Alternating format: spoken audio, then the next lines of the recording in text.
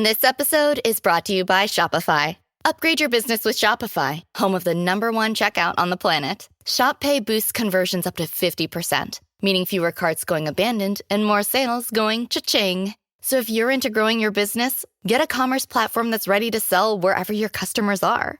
Visit shopify.com to upgrade your selling today.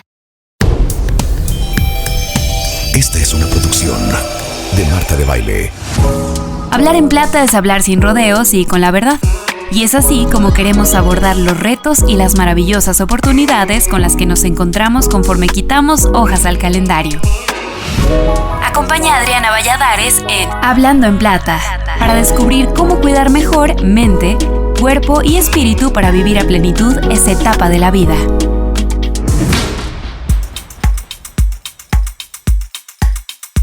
Hola, soy Adriana Valladares y les doy la bienvenida a Hablando en Plata.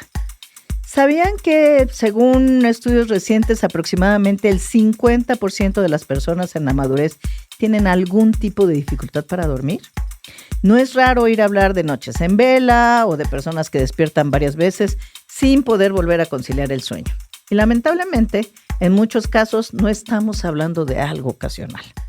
La falta de sueño adecuado tiene un impacto serio en la salud física y mental. Y para ayudarnos a entender mejor este tema, hoy nos acompaña la doctora Andrea Aguilar. Con ella hablaremos sobre los trastornos del sueño más comunes, sus causas y lo que podemos hacer para mejorar nuestra calidad de sueño.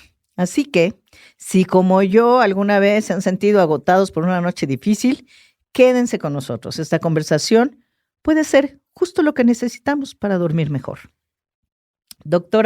La doctora Andrea Aguilar es médico especialista en geriatría, certificada por el Consejo Mexicano de Geriatría y miembro activo del Colegio de Medicina Geriátrica. Realizó estudios en tanatología dentro de la Asociación Mexicana de esa especialidad y en la Clínica de Sueño de la UNAM cursó una alta especialidad en trastornos del sueño.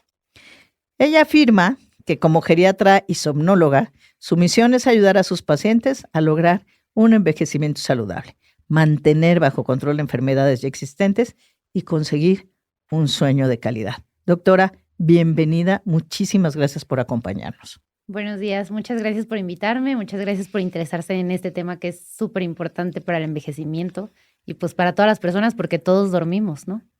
O deberíamos, por lo menos. Algo dormimos, aunque algunas veces no sea suficiente. Y eso que dices es cierto y por ahí me gustaría empezar. Todos sabemos que es importante el sueño. Sí, yo calculo que si salimos, hacemos una encuesta y decimos, oye, ¿es importante dormir?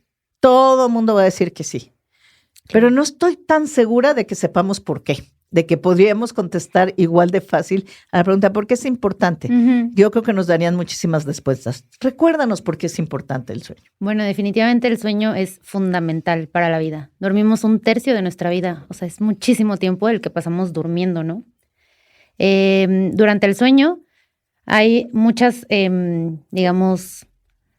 mecanismos que se van a reparar. Uno de ellos es la recuperación física.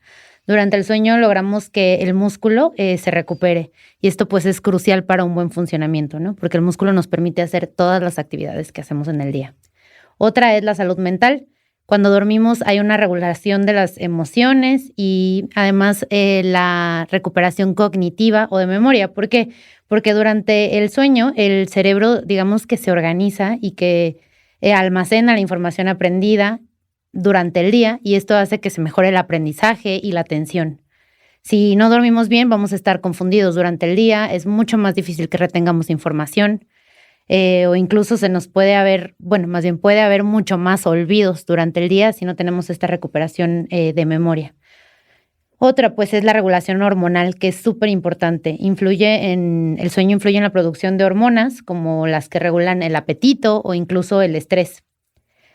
Otra es, pues, salud en general. Dormir lo suficiente, dormir con calidad, hace que tengamos menos riesgo de desarrollar enfermedades como diabetes, hipertensión, incluso que si no dormimos bien, que se adelanten procesos oncológicos. No que te vaya a dar cáncer por no dormir, sino que si ya tenemos alguna carga y alguna posibilidad de presentarlo y digamos que el cáncer se iba a presentar, no sé, más tarde a los 70, 60 años, pues puede ser que las alteraciones del sueño o la mala calidad del sueño pues hagan que se presente en edades más tempranas.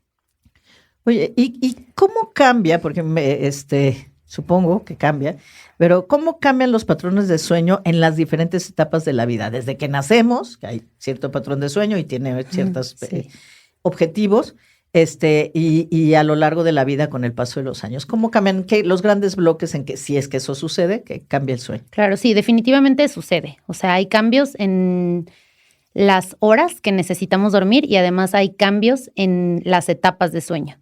Si nos ponemos a pensar, los bebés recién nacidos pueden dormir hasta 17 horas, 14, 17 horas. Realmente pasan el día y la noche durmiendo. Tienen ciclos de sueño más cortos y más frecuentes y tienen mucha más sueño durante esta etapa. Después, digamos, los niños más grandes van necesitando menos horas de sueño y durante la etapa de la vida se van acortando la necesidad de horas de sueño. Los adultos jóvenes deberían de dormir entre 7 y 9 horas. Y un adulto mayor, que realmente adulto mayor se define como en México como una persona mayor a 60 años, debería de dormir entre 7 y 8 horas. Esto es súper, súper importante. ¿Por qué? Porque hay veces que hay mala percepción del sueño y como adultos mayores podrían llegar a pensar, es que no duermo bien, estoy durmiendo muy poco. ¿Por qué? Porque si sabemos identificar cuántas horas requerimos dormir por etapa de la vida, sabremos que si somos un adulto, digamos, de 65 años, tendremos que dormir 7 horas aproximadamente. Entonces, si te vas a dormir a las 9 de la noche, a las 4 de la mañana aproximadamente estarías despierto. Y entonces el paciente empieza a creer que está durmiendo mal, pero no está durmiendo mal, está durmiendo 7 horas, solo que los horarios no están bien ajustados a la edad. Es por eso que es muy importante saber cuántas horas requerimos dormir dependiendo del grupo de edad en el que nos encontremos, ¿no? Ok. Y si dormimos más, no hay problema. No hay problema, pero aquellos que logran dormir 8 horas, qué bendición. Sí, definitivamente.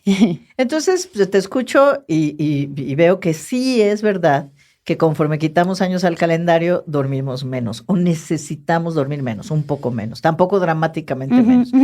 Pero sí es cierto, entonces, sí sucede, sí pasa que conforme pasan los años tenemos más problemas para conciliar el sueño o para dormir suficientes horas seguidas. ¿Sí sucede?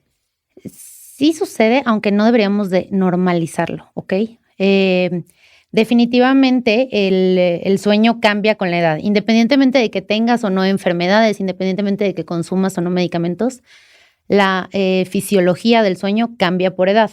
Por ejemplo, hay muchos más despertares nocturnos. ¿Por qué? Porque pasamos mucho más horas o mucho más tiempo de nuestro sueño en las fases de sueño superficiales. Entonces se acortan los tiempos de fases de sueño profundas y entonces es más fácil que tengamos despertares frecuentes.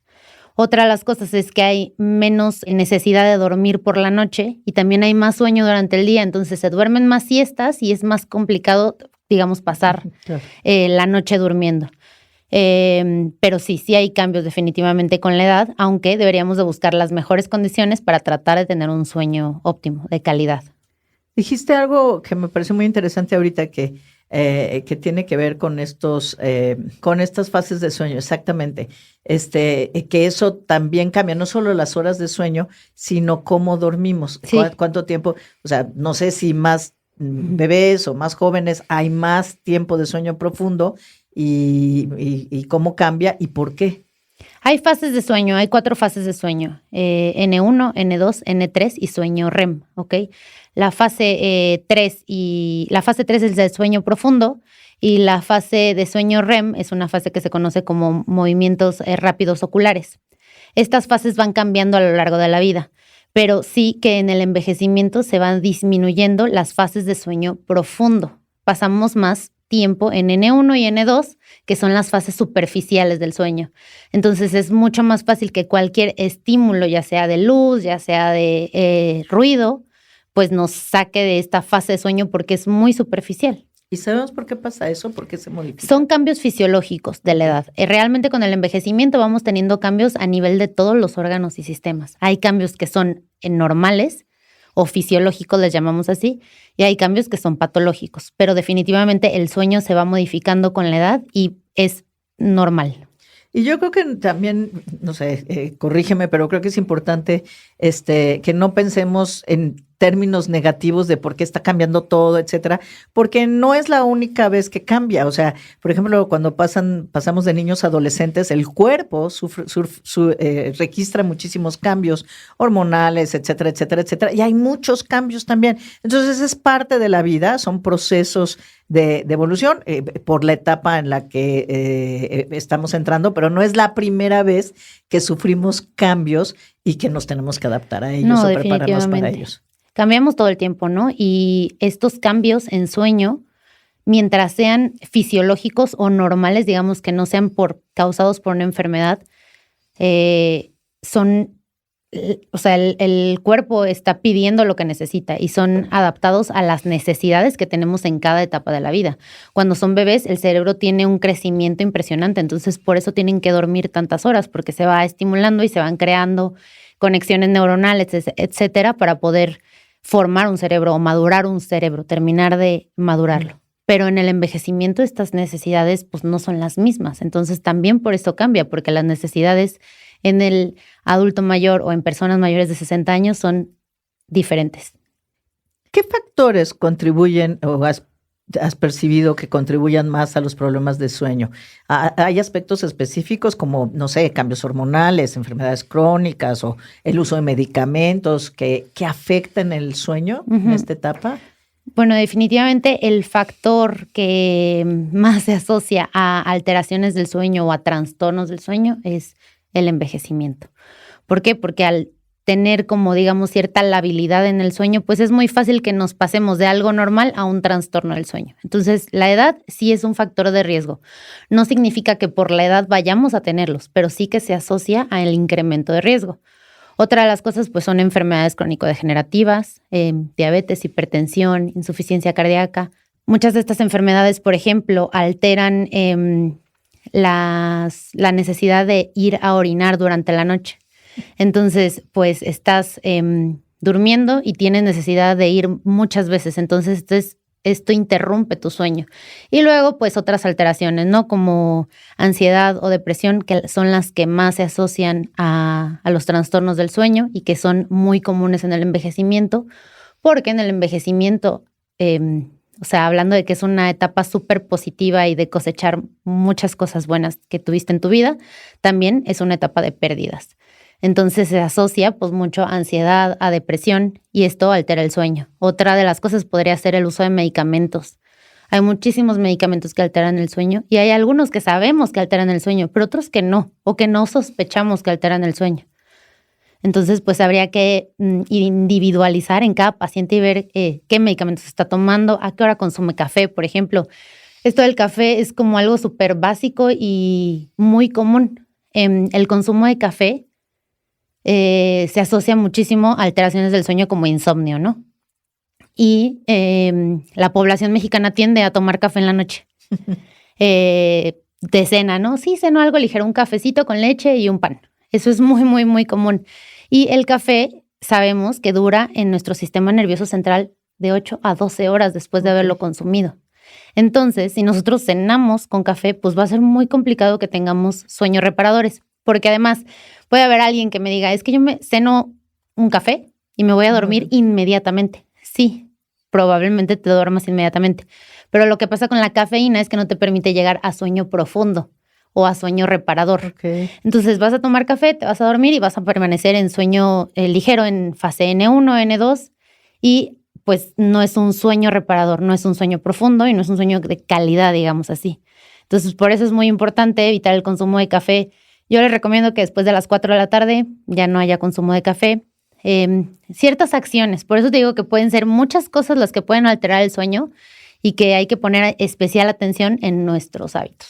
Ya hablas ahorita, mencionaste el sueño reparador. ¿Qué es? ¿Cómo sé si estoy teniendo un sueño reparador? Bueno, eso se trata también mucho de percepción, ¿no? O sea, el que tú despiertes y digas, dormí perfecto, dormí muy bien, me siento descansada y con energía.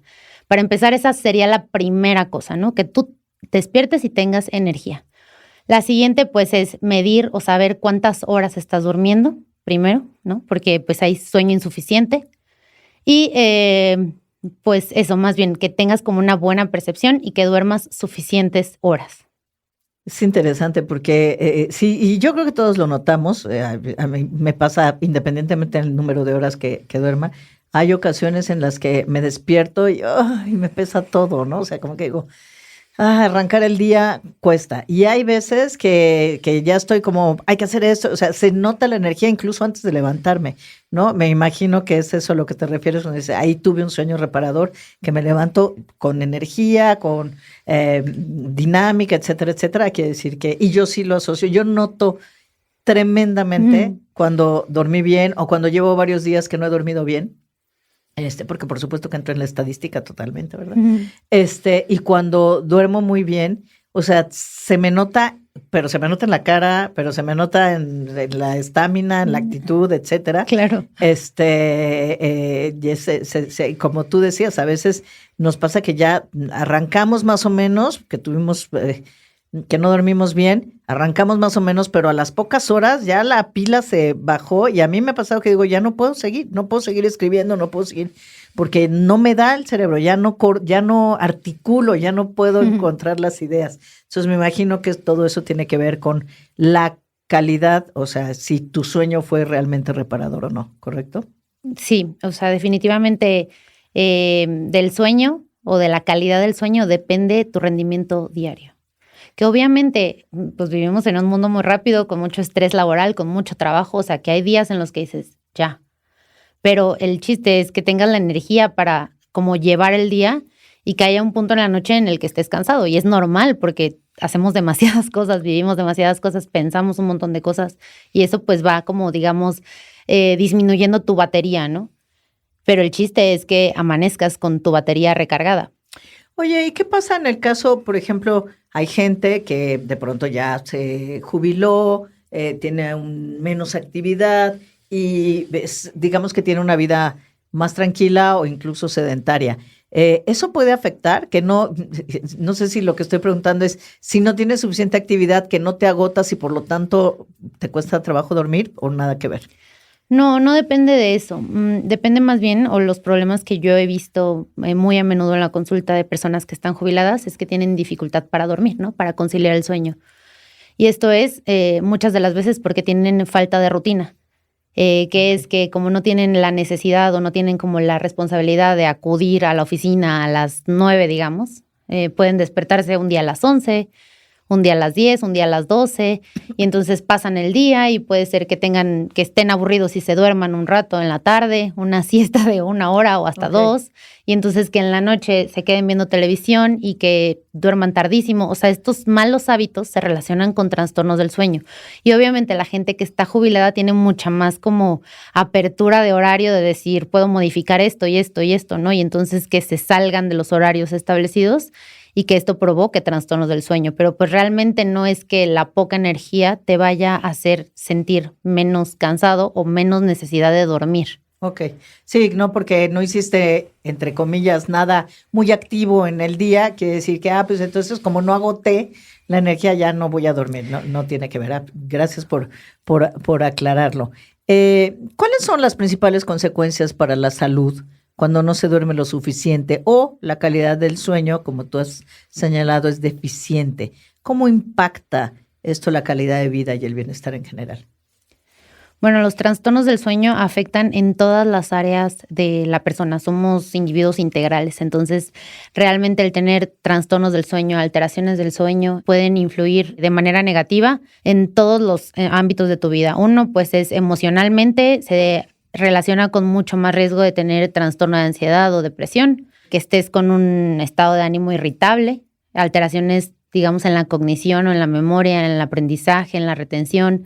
Tiene riesgo de desarrollar o de empeorar enfermedades preexistentes. Si eres un paciente que tiene hipertensión, el hecho de que no duermas va a hacer que tu presión arterial se encuentre constantemente descontrolada. O incluso si no la tienes, puede ser que represente un riesgo de desarrollarla. Y se asocia muchísimo a aumento de riesgo cardiovascular. Cardiovasculares, hipertensión, arritmias, infartos. Todas estas enfermedades se asocian a los trastornos del sueño. Hay pacientes que llegan a consulta, ¿no? Tengo diabetes y estoy súper descontrolado, pero como bien y me pongo mi tratamiento bien y pues más o menos tengo unos hábitos saludables. Y entonces cuando entramos a la etapa del sueño, son o pacientes que roncan o pacientes que tienen insomnio y entonces mejoramos el sueño y es como un espejo, ¿no? Mejora su glucosa.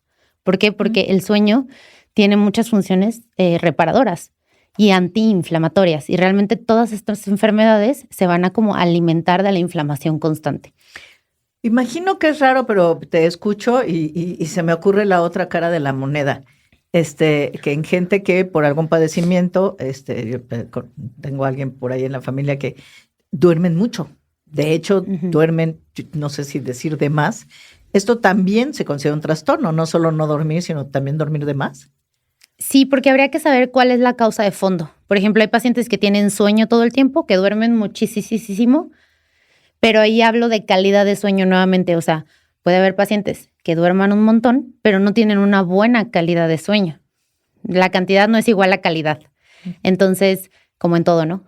Entonces, pacientes que duermen mucho pueden ser pacientes que sean roncadores y entonces que tengan una enfermedad que se llama síndrome de apnea obstructiva del sueño, que es que el hecho de que estén roncando no les permite tener un sueño de calidad porque la vía aérea superior se obstruye y entonces por eso tengan tanto sueño, porque tienen un sueño tan de mala calidad que nunca es suficiente.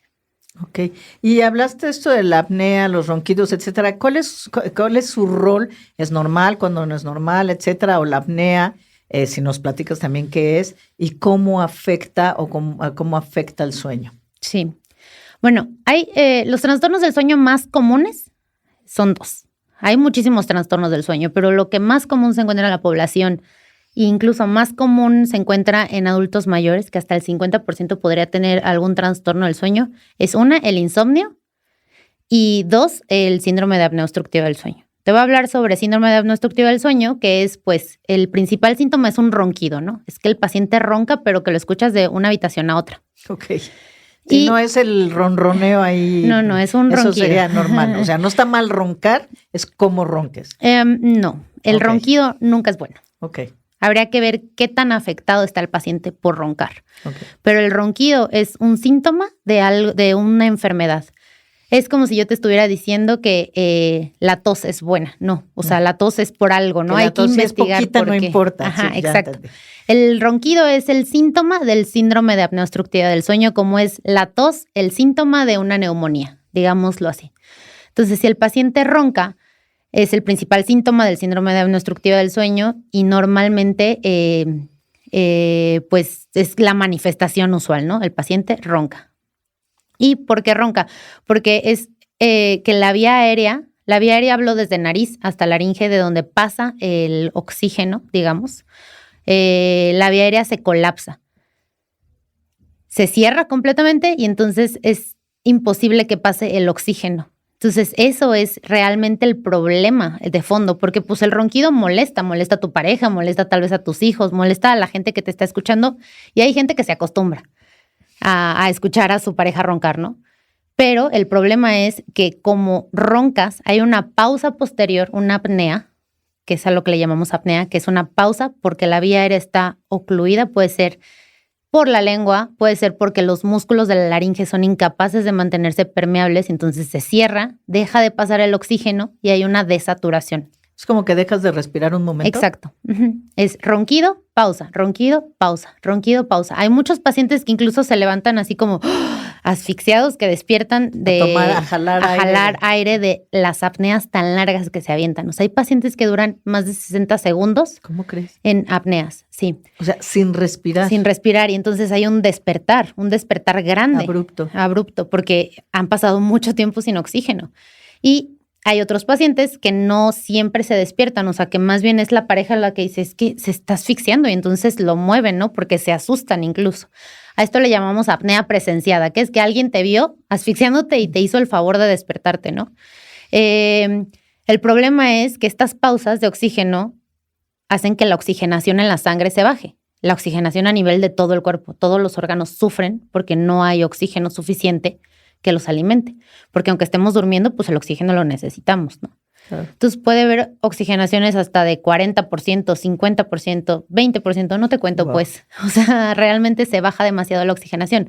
El problema es que pasa y no pasa una vez en la noche. O sea, hay pacientes que podría pasarle, no sé, 30, 40, 50 veces por hora. Wow. Y entonces, si duermen 8 horas, esto hace que estén constantemente en hipoxemia o desoxigenados, ¿no? Y esto pues crea inflamación a nivel corporal y riesgo otra vez de hipertensión, de diabetes, de muerte súbita, de gente que no despierta, pues porque tienen arritmias cardíacas, de descontrol de todas las enfermedades, de que se presenten cáncer prematuramente. Y el problema es que la verdad es que los mexicanos tenemos muy normalizado el ronquido. A veces decimos como, ay, no, es que no lo despierten porque está muy súper rico, cansado. Está roncando muy sabroso. Sí, sí, sí. Pero no, realmente el ronquido siempre se tiene que investigar. Normalmente estos pacientes, no todos, presentan mucho sueño al día siguiente. ¿Por qué? Porque como nuevamente volvemos a las fases de sueño, ¿no? Las superficiales, N1 y N2. Y entonces el paciente se mantiene en esas. ¿Por qué? Porque cada vez que ronca y se queda sin oxígeno, el cerebro inteligentemente manda una señal de despertarse. Y entonces tiene micro despertares que no son percibidos. No es como que tú te despiertes cada minuto o cada 10 minutos, sino que te saca de sueño profundo a sueño superficial, de sueño profundo a sueño superficial toda la noche para evitar que te asfixies. Claro. Habrá algunos despertares que sí son, o sea, sentidos de que sí te despiertas y dices, ay, me estaba asfixiando, pero muchos de estos despertares son pequeñitos, micro despertares. Y entonces al día siguiente tienen sueño todo el tiempo. Se quedan dormidos leyendo, manejando, hablando, comiendo, todo el tiempo. ¿Por qué? Porque pues nunca tienen un sueño reparador, porque toda la noche la pasan roncando, ¿no? Entonces, eso sería el síndrome de apnea obstructiva del sueño. El ronquido sería el síntoma principal y siempre se debe de investigar, siempre. Y bueno, y tenemos el caso que puede haber muchas personas que viven solas o duermen solas que ni siquiera lo notan, o sea, que duermen así y no se dan cuenta que tienen un problema. Felizmente, ahora es relativamente sencillo porque hay aplicaciones, Sí, claro. hay ya equipos que te pones, hay un anillo, hay varias marcas un reloj, de un anillo. el reloj o el anillo que ven tu calidad de sueño y que te avisan, y ahí les debe haber llegado, si están en alguna red social, les llegan los anuncios de cómo, que checan tu sueño y te dice si te despertaste, si roncaste, etcétera, etcétera. Claro. Entonces, lo que quiero decir es, no hay pretexto para no checarnos y evaluar cómo estamos. Y tenemos herramientas para monitorear. Y eso me lleva a la siguiente pregunta que de alguna manera mencionaste, algo que a mí me parece súper importante, que es cómo normalizamos estos temas, ¿no? Entonces siento, mi percepción es que el sueño en general y la falta de sueño es algo que normalizamos. O sea, es muy raro que a alguien se le ocurra decir, ay, tengo problemas de sueño, voy a ver al doctor, como en cualquier otro padecimiento. Como que no se nos ocurre que es algo que me amerite ir al doctor. Siento que no le damos la debida importancia. ¿Cuándo, desde tu punto de vista, cuando tenemos estos temas, cuándo es momento de buscar ayuda profesional? Bueno, definitivamente siento que no se le daba tanta importancia a los trastornos del sueño. Ahora creo que somos mucho más conscientes, cada vez más, como de alimentación, de vida saludable. Espero que la mayoría de la gente esté interesada en cuidar su salud. Y hemos ligeramente volteado a ver el sueño, ¿no? Como pacientes, como personas. Hay mucha más gente interesada en el sueño. Hay mucha gente que todavía sigue normalizando, por ejemplo, el ronquido o el, ay, no duermo bien, nunca he dormido bien, o tengo que tomarme todos estos chochos para dormirme, o tengo 20 años tomando medicamentos que ni siquiera son indicados adecuadamente para dormir porque tengo insomnio. Todo esto, pues, no es bueno. Y definitivamente, si eres una de estas personas que está como identificándose con estas cosas que digo, tendrías que ir al médico. Pero también, si el sueño, si esta falta de sueño, o si roncas, o si tienes alguna cuestión que te preocupe, digamos, o que te haga pensar en tu sueño, o sea, que te haga voltear y decir, creo que no estoy durmiendo bien, creo que estoy roncando mucho, me siento cansada todo el tiempo, nunca tengo batería, amanezco con dolor de cabeza, mi esposa ya me mandó al otro cuarto porque no puedo dormir. Esas cosas pues son definitivamente algo que hay que investigar. Y lo ideal siempre es que Pues acudieras con un experto en sueño. Lamentablemente somos muy poquitos a nivel nacional, o sea, no sé cuántos seamos, creo que de geriatrías seremos 6 tal vez a nivel nacional. Somos muy pocos, pero sí también que así como los pacientes están viendo cada vez más su sueño, los médicos también estamos mucho más interesados en el sueño y muchos médicos se están preparando para poder atender a estos pacientes porque sabemos la importancia. Claro. Y además la detección, pues, temprana sería lo ideal, ¿no? Entonces cada vez hay más médicos preparados. Si no hay un somnólogo cerca, pues ir con algún tipo de médico. Su médico que esté, internista, con alguien. Sí, definitivamente, pero sí buscar atención. Tal vez no todos los médicos podamos resolver ciertas cosas, pero sí que te podemos dar orientación, ¿no? Decir, bueno, oye, yo no puedo con esto, pero ¿qué tal que vas a ver a esta persona, no? Pero sí ponerle atención, porque definitivamente, pues 1/3 de tu calidad de vida depende de que duermas bien. Cierto. Sí, ya visto así. Y el punto es, si ya tenemos un referente, que es, deberíamos dormir 7 horas y tener un sueño reparador, cómo sentirnos en la mañana, son 2 muy buenos indicadores. Y si nos ponemos eso como meta y decimos, oye, pues yo estoy durmiendo de 4 a 5 horas consistentemente, pues creo que sería bueno revisarlo. Creo que sería bueno ver qué está pasando. Yo creo que ahí hay un indicador razonablemente sencillo, etcétera. Ya si además hay ronquidos y este tipo de cosas, pues con mayor razón. Entonces, sí, no nos quedemos, porque la otra cosa, y es mi siguiente pregunta, es que decimos, no, me voy a tomar, que tú lo mencionaste. Entonces, ¿qué opinas de el uso de, no sé, las pastillas? Ahora hay gomitas, etcétera, de melatonina, de diferentes cosas que son demostrador, que se consiguen sin ninguna receta, como para ayudar. Unas son para conciliar el sueño, otras son para que duermas toda la noche. ¿Qué opinas de eso?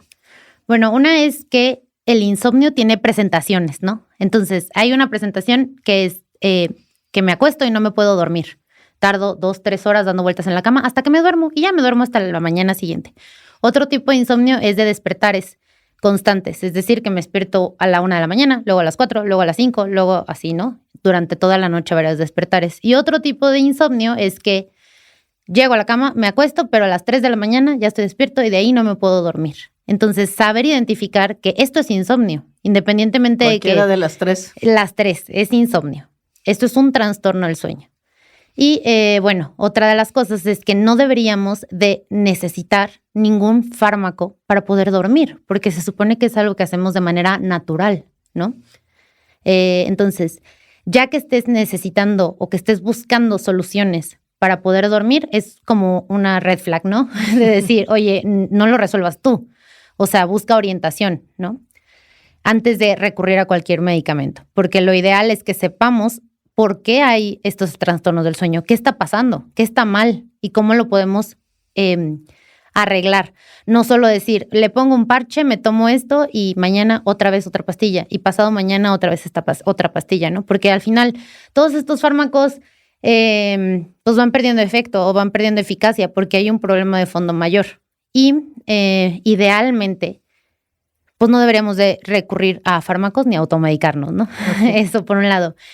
Y otra de las cosas es que la mejor medida o digamos la mejor forma de mejorar nuestro sueño, y esto no solo a las personas que tienen como estas alteraciones del sueño o trastornos del sueño, sino que todos. Cualquier persona que duerma deberíamos de tener hábitos de higiene de sueño.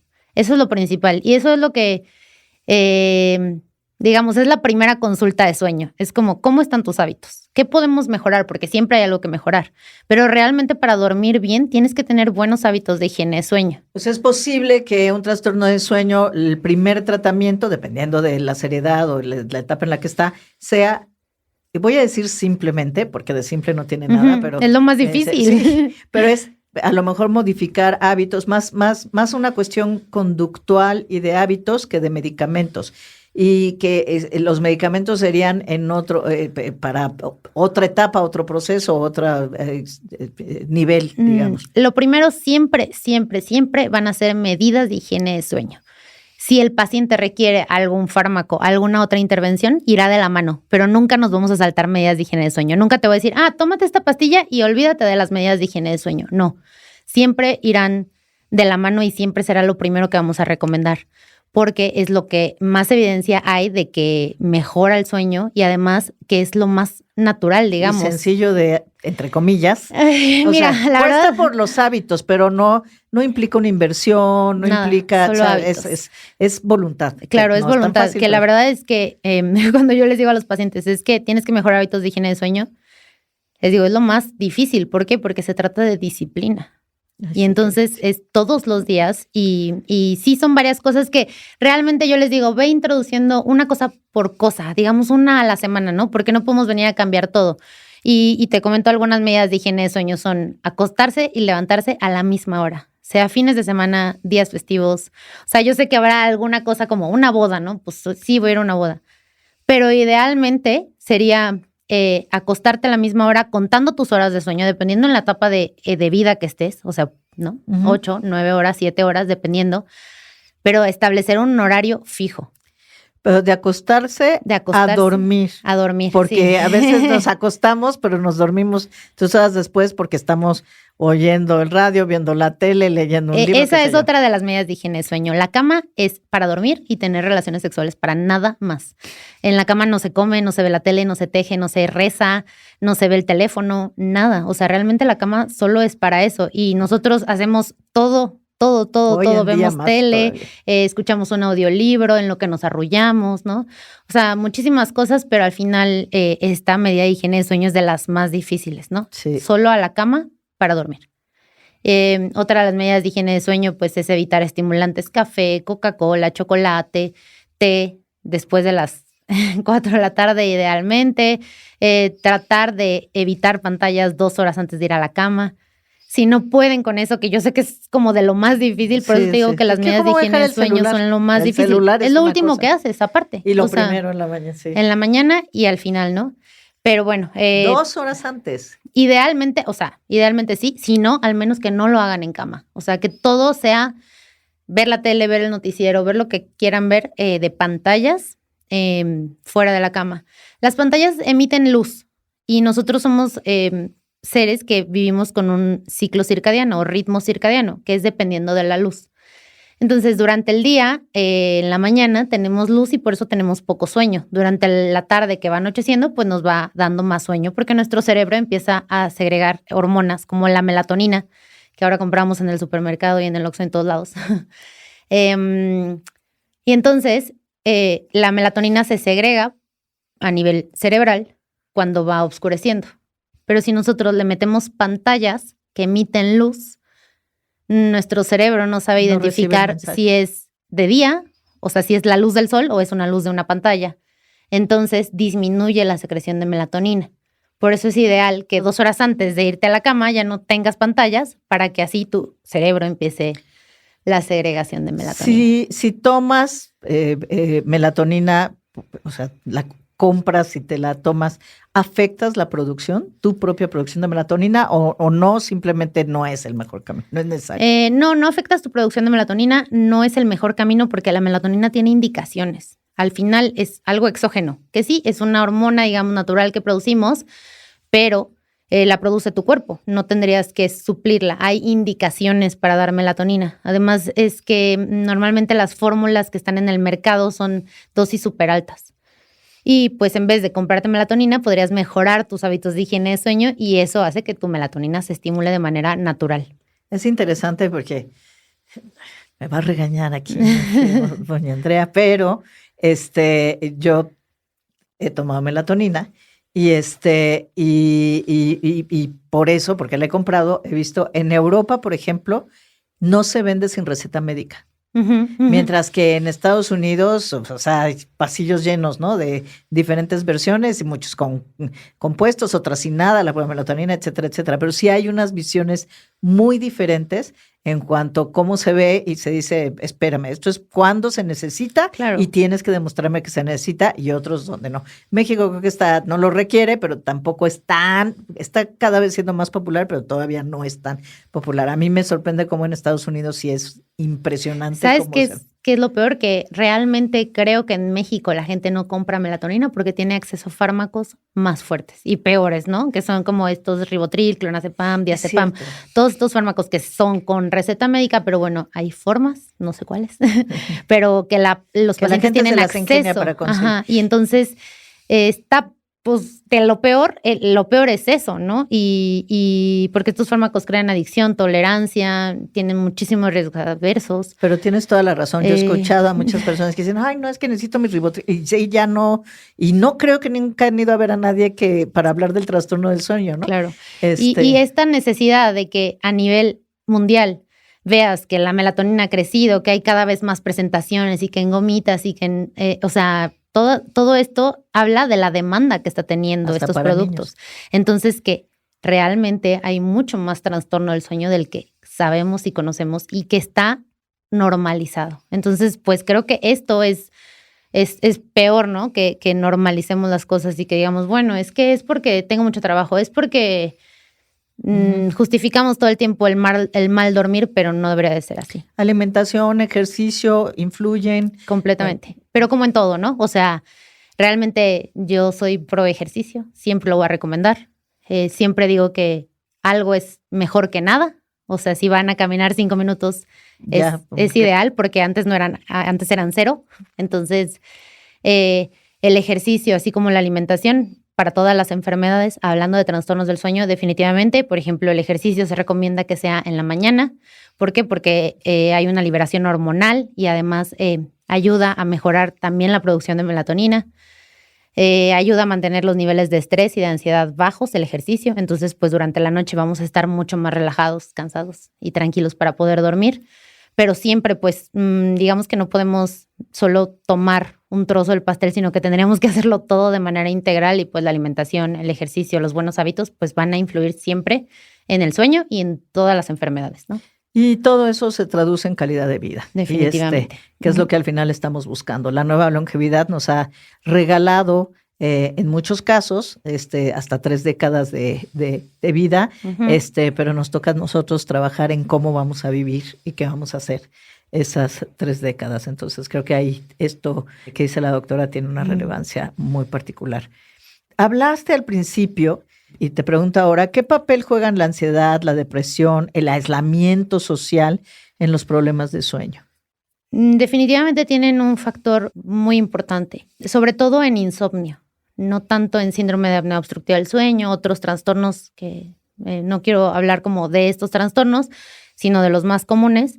La ansiedad y la depresión definitivamente tienen un factor muy importante en el insomnio o en la incapacidad de conciliar el sueño, ¿no? Puede ser que primero haya sido el trastorno emocional, ansiedad o depresión, y luego esto sea un desencadenante del insomnio, pero también el insomnio provoca ansiedad y depresión. Entonces, realmente es como, ¿qué fue primero, el huevo o la gallina? No importa, uno alimenta a otro. Entonces, hay muchos pacientes que van por insomnio y después podemos descubrir que lo que tienen es ansiedad, ¿no? Entonces, lo que se debería de tratar sería la ansiedad. Por eso justo te digo, es que la melatonina o estos fármacos, incluso naturistas, pues no van a remediar el problema, porque lo que me está dando insomnio es la ansiedad. Pero sí, que el tener insomnio me va a provocar muchísima ansiedad porque las noches son larguísimas, ¿no? Y vas pensando cosas y te vas haciendo problemas que no existen o haciendo enormes los problemas que ya tienes. Y entonces esto genera como un círculo vicioso, es una bola de nieve.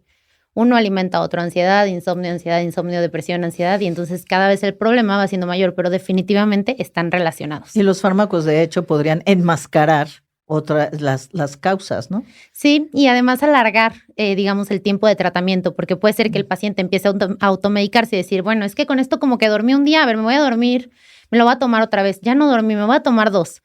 Y así, y entonces van retrasando la atención médica en caso de que la soliciten, ¿no? O la necesiten. Y es mucho más fácil dar un tratamiento a un insomnio agudo, que es menor a 4 semanas, a un insomnio crónico, que es mayor a 4 semanas. O sea, se ha visto que cuando tenemos un problema de sueño a tiempo, es mucho más fácil dar el tratamiento y quitar ese trastorno de sueño o curar o aliviar este trastorno del sueño que cuando ya tiene muchos años de evolución y ya se han tomado toda la farmacia y ya han probado un chorro de cosas y entonces el paciente está mucho más ansioso que al principio porque lleva años incluso sin dormir o sin dormir bien, ¿no?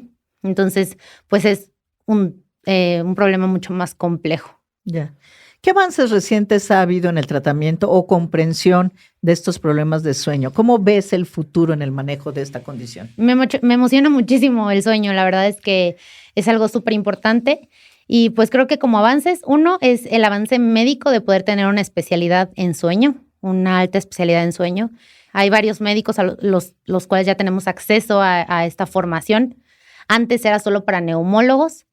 Ahora habemos psiquiatras, neurólogos, pediatras, geriatras, cardiólogos. O sea, ahora ya hay mucho más interés médico en el sueño. ¿Por qué? Porque todas nuestras enfermedades, digamos, las enfermedades del cardiólogo tienen que ver con sueño. Las enfermedades del neumólogo tienen que ver con el sueño. Las enfermedades psiquiátricas tienen que ver con sueño. Entonces, hay mucha más investigación. ¿Por qué? Porque los médicos nos estamos interesando mucho más en sueño. Hay mucha más apertura que nos están dejando entrar a nuevas especialidades a hacer sueño, que eso es un privilegio, ¿no?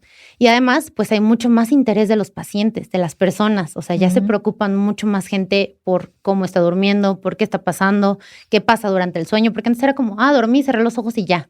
Pero pues hay mucho más detrás, ¿no? Y entonces cada vez es más interesante para la gente conocer su trastorno del sueño o conocer su tipo de sueño.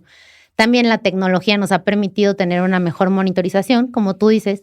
O sea, hay pacientes que han llegado y me han dicho, oye, es que mira, vengo porque en mi reloj dice que la oxigenación se me baja hasta 83 cuando estoy dormido. Pero yo no tengo sueño, yo estoy bien. Y ya, pues empiezas a buscar y ya resulta que es un paciente que ronca, que tiene otros trastornos respiratorios del sueño, pero al final la tecnología nos ha ayudado a monitorizar esto, ¿no? Así como te dice, oye, solo has dado 1000 pasos hoy y que dices, bueno, me voy a poner a caminar, pues también te voltea a ver el sueño, porque es algo súper importante, ¿no? Entonces, pues la verdad es que el tener mayor apertura para hablar trastornos del sueño, tener mayor conocimiento y más interés en la gente, me parece que con eso ya estamos del otro lado. Sí, yo creo que nos ayuda por lo menos a estar conscientes y decidir qué pasos queremos dar. ¿Dónde pueden contactarte quienes quieran más información o requieran apoyo? Bueno, mi consultorio está aquí en Ciudad de México.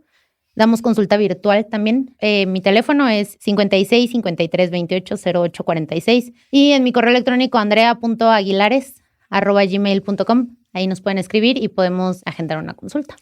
Y bueno, tienes un sitio también web, ¿no? Sí. Entonces también pueden encontrarte ahí. Sí, se los podemos dejar en sí, los por comentarios. Supuesto, todos estos datos lo vamos a dejar ahí. El sitio web y la cuenta de Instagram.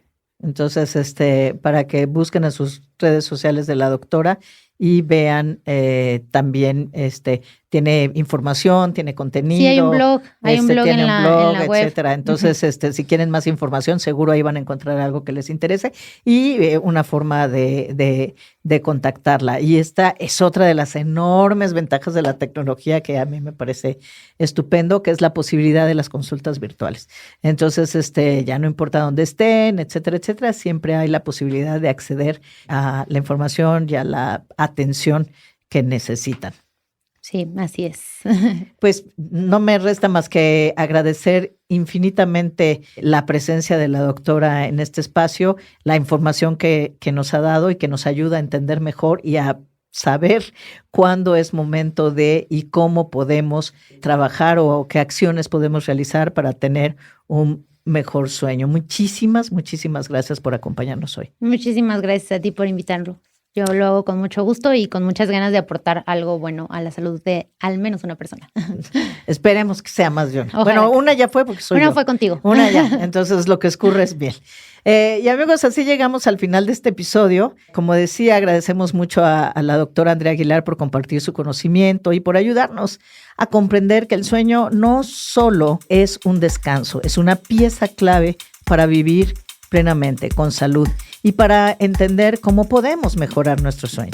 Gracias por acompañarnos y, como siempre, los invitamos a suscribirse y compartir este podcast con quienes puedan beneficiarse de estos temas, así como a seguir nuestras redes sociales. Recuerden, nuestro sitio hablandoenplata.mx está ahí para que tengan más información. Pondremos los datos de la doctora ahí también por si los ocupan. Gracias, insisto, por acompañarnos. Hasta la próxima.